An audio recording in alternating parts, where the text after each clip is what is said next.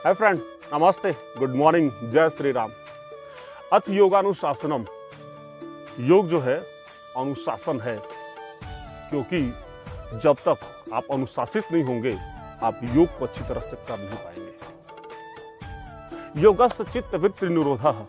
योग जो है वो चित्त की वृत्तियों का निरोध है, क्योंकि महर्षि पतंजलि जी के योग सूत्र के हिसाब से उसके अंदर जो चार पाद बताए गए हैं, यानी कि समाधिपाद, साधनपाद और कैवल्यपाद, विभूतिपाद, जिसके किसी एक पाद के अंदर यानी कि साधन पाद के अंदर अष्टांग योग का उन्होंने वर्णन किया है कि मानव जाति जो है वो अष्टांग योग का और इनके जितने भी पाद हैं उन सब का अनुसरण करके और उनको अपने जीवन में धारण करके अपने जीवन को बहुत ही अच्छा सुख में बना सकते हैं।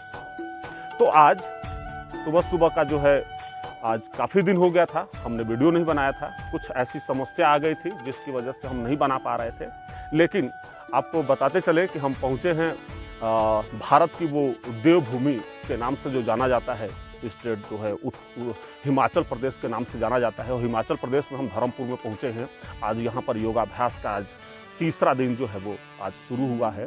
और आज आपको छोटे छोटे ऐसे कुछ हम व्यायाम और ऐसे कुछ आसन हम आज आपको बताएंगे जो सबसे ज़्यादा आपके बीच वाले हिस्से में, यानी कि आपकी कॉन्स्टिपेशन की जो परेशानी है, यानी कि गैस की, मेटाबॉलिज्म की, आपकी पैनक्रियाज की और आपके पाचन तंत्र का कमज़ोर होने की जो समस्या है, उन समस्याओं में कैसे हम निजात पा सकते हैं और कैसे इम्प्रूवमेंट कर सकते हैं, इन सब चीज़ों के बारे में आज हम लोग जानेंगे। तो सबसे पहले कि आसन में आप बैठना पहले आप सीखें, क्योंकि आपको पता ही है कि अष्टांग योग के अंतर्गत जो उसमें आज के समय में सबसे ज़्यादा जो प्रचलन में है वो आसन और प्राणायाम, दो ही चीज़ जो है सबसे ज़्यादा प्रचलन में है और इसी को सबसे ज़्यादा लोग कर भी रहे हैं। और आपको पता ही है कि पूरे दुनिया में भारत जो है योग के माध्यम से अपना डंका बिल्कुल बजा रखा है। आज के समय में 198 देशों में जितने भी लोग हैं सारे के सारे नेचुरल तरीके से अपने आप को कैसे सही रख सकते हैं, इन सब चीज़ों को अगर वो अपनाते हैं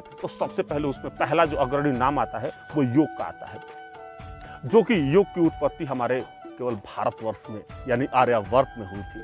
आपको बताते चले कि योग का इतिहास जो है बहुत पुराना है, यानी कि हमारे जो दुनिया की जो सबसे पुरानी जो सभ्यता है, जो सिंधु घाटी की सभ्यता मानी जाती है, सिंधु घाटी की सभ्यता के लोग भी उस समय भी योग किया करते थे, क्योंकि जितने भी हमारे पुरातत्व विभाग वाले जो खनन किए थे वहाँ अवशेष जो पाए गए थे उसमें भी योग का पूर्ण तरीके से वर्णन है। तो आइए जानते हैं कि सबसे पहले हम क्या करें ताकि हम अपने बीच वाले हिस्से यानी कि अपनी कॉन्स्टिपेशन की परेशानी को हम दूर रख सकें, क्योंकि बहुत सारे ऐसे लोग हैं जो लंबे समय से अपने कब्ज की समस्या से लेकर के बहुत ज़्यादा परेशान रहते हैं। सबसे पहले आप सुखासन में या अर्ध पद्मासन में आप बैठना आप सीखें। आप नीचे वाले एक पैर को आप नीचे कर लीजिए और एक पैर को आप इस प्रकार से आप बिठा लीजिए, या अगर आपके घुटने में अगर किसी प्रकार की प्रॉब्लम है तो आप इसको आप ऐसे ही बैठ सकते हैं। लेकिन उचित यही रहेगा कि आप जब इसको ऊपर बिठाते हैं तो आपके दोनों जो घुटने हैं वो नीचे की तरफ आप बढ़िया तरीके से आपका सेट हो जाता है और आपको काफ़ी रिलीफ मिलता है। उसके बाद आप दोनों हाथों को इस प्रकार से रखें। ये होती है आपकी ज्ञान मुद्रा, यानी कि आपके जो फर्स्ट वाली जो अंगुली है और आपका जो फर्स्ट वाली जो अंगूठा और अंगुली दोनों का जो नाखून का जो मिलाप है वो मिलाप इस प्रकार से होना चाहिए। इसको बोलते हैं आपका ज्ञान मुद्रा। ये ज्ञान मुद्रा में हो जाएगा। सबसे पहली मुद्रा आपकी जो योग साधना या फिर मेडिटेशन या इसके साथ साथ जो भी योग से संबंधित काम करते हैं और ध्यान लगाने की जो प्रक्रिया है उसमें सबसे अच्छा यही आसन आता है। दूसरा, छोटे छोटे कुछ ऐसे व्यायाम हम आपको बताएंगे। सबसे पहले कि आप दाहिने वाले हाथ को धीरे धीरे धीरे धीरे करके आप ऊपर ले जाएं। दाहिने वाले हाथ को धीरे धीरे धीरे धीरे करके आप ऊपर ले जाएं। ऊपर ले जाते हुए बाएं वाले हाथ को धीरे धीरे धीरे धीरे आप नीचे की तरफ टिका दीजिए, यहाँ जमीन के ऊपर।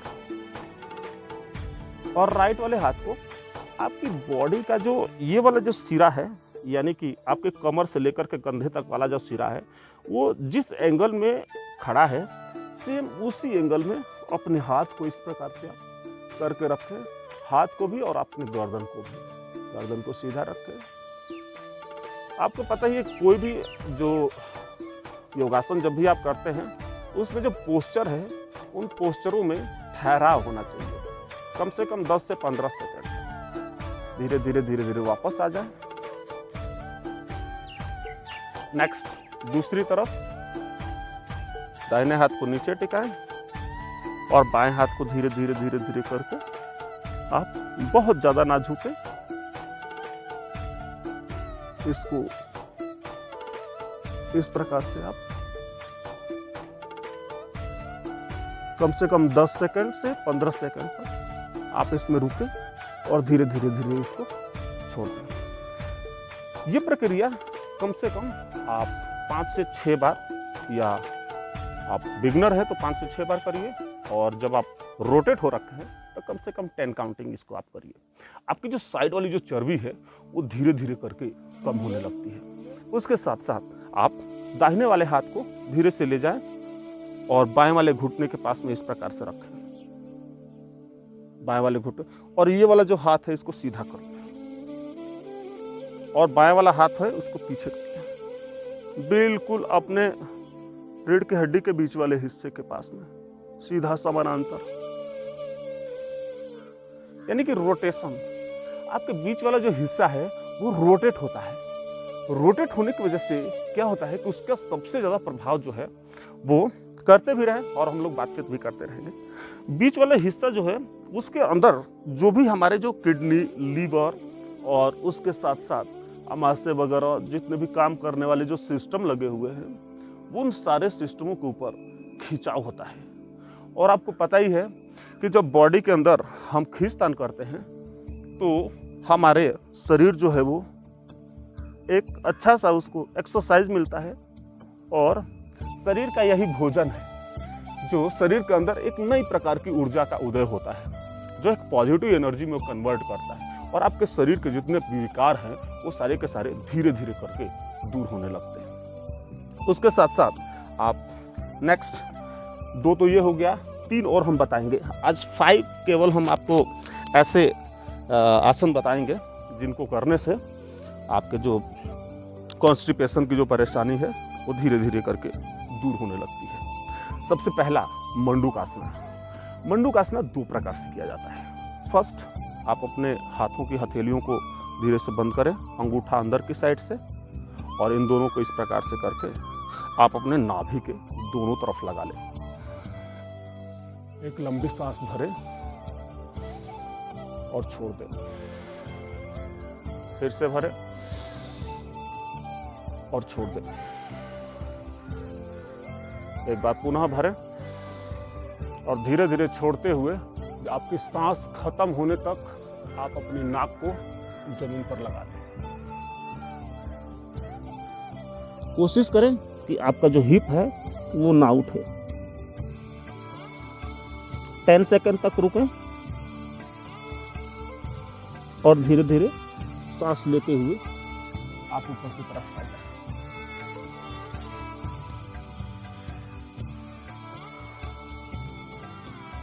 इसको कम से कम आपसे 6 से 10 बार इसको आप करें।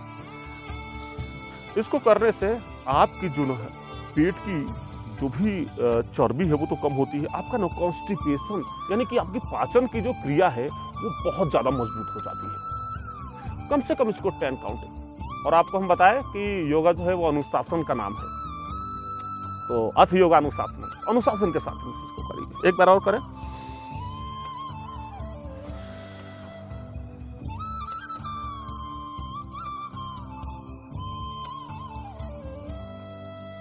धीरे धीरे ऊपर आए।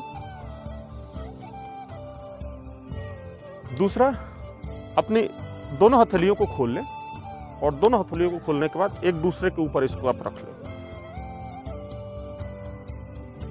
और धीरे धीरे सांस को अंदर भरें और छोड़ते हुए जमीन पर आप जाएं।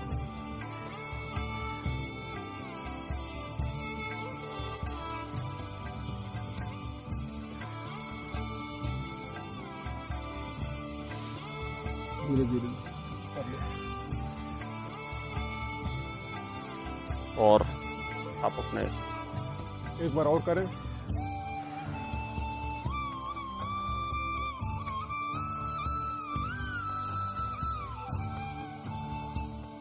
धीरे धीरे सांस लेते हुए ऊपर आए।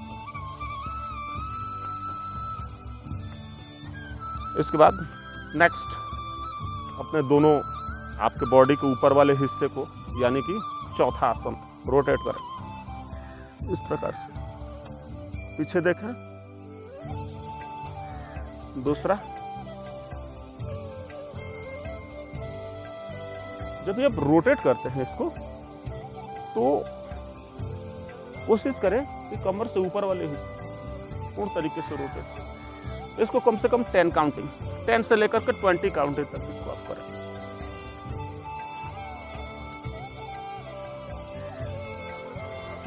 प्रारंभिक आसन डे 2 तक हमने बनाया था और डे तीसरा आज हम इसको बना रहे हैं। 5 आसन हैं।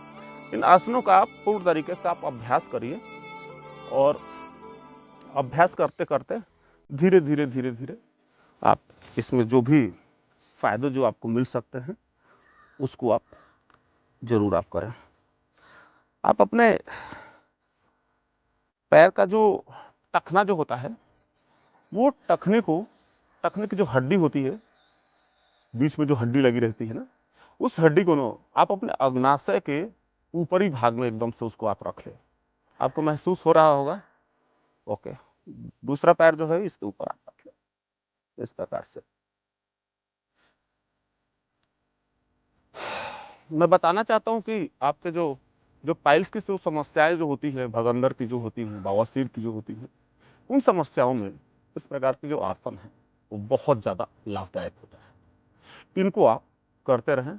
कम से कम आप 20 से 30 सेकंड तक रोक करके आप रखें और 4 से 5 काउंटिंग इसको आप करें। धीरे धीरे धीरे धीरे प्रणाम की मुद्रा में आ जाए इस प्रकार से।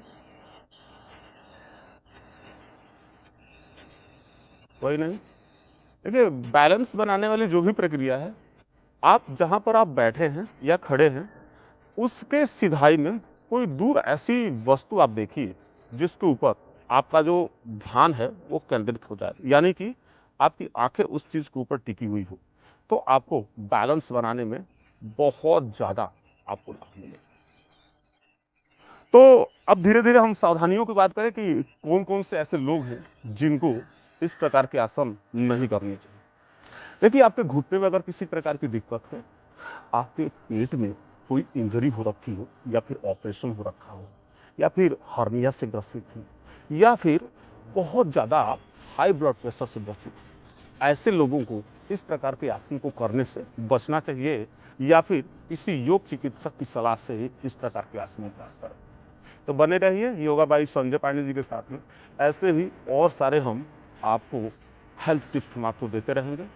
आप सब हमारा वीडियो कैसा लगा आप कमेंट बॉक्स में लिख करके आप हमें जरूर बताइएगा। आपका दिन शुभ हो। जय श्री राम।